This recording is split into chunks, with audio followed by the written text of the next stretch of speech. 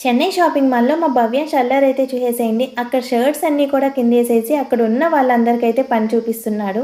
ఇంకా వాళ్ళు కూర్చోమని చైర్ తెచ్చిస్తే అది ఇవ్వలేదని ఇంకేడుస్తూ ఉన్నాడు. ఇంకా ఆ చైర్‌తో అయితే చాలా సేపు ఆడుకున్నాడు.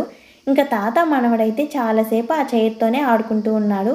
చెన్నై షాపింగ్ మాల్ నుంచి కిందకి రాగానే చాలా వెహికల్స్ పార్కింగ్‌లో ఉన్నాయి. కానీ భవ్యాంష్ అయితే స్పెసిఫిక్‌గా మా కార్‌నే బాగా గుర్తుపట్టాడు.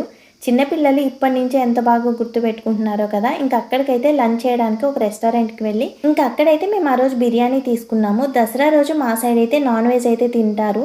ఇంకా ఆ తర్వాత భవ్యాంష్‌కి డ్రెస్ తీసుకోవడానికి ఎక్కడికి వెళ్ళామో తెలుసా? తిరిగి తిరిగి ఫస్ట్ వెళ్ళిన లక్కీ షాపింగ్ మాల్‌కి అయితే వెళ్ళాము. అక్కడ మాత్రమే మాకు చాలా బా నచ్చాయి. మేము ఫస్ట్ చూసినప్పుడైతే ఇదైతే మాకు చాలా బా నచ్చింది. ఇదే తీసుకుందాము అనుకుంటూ ఉన్నాము. మేము మళ్ళీ వచ్చేటప్పటికి దానికున్న పూసలన్నీ కూడా ఊడిపోతూ ఉన్నాయి. అందుకని చెప్పేసి సేమ్ కలర్ కొంచెం డిజైన్ వేరుంది. ఇంకా ఆ సూట్ అయితే తీసుకున్నాము. అంతే ఈ video. Thank you for watching.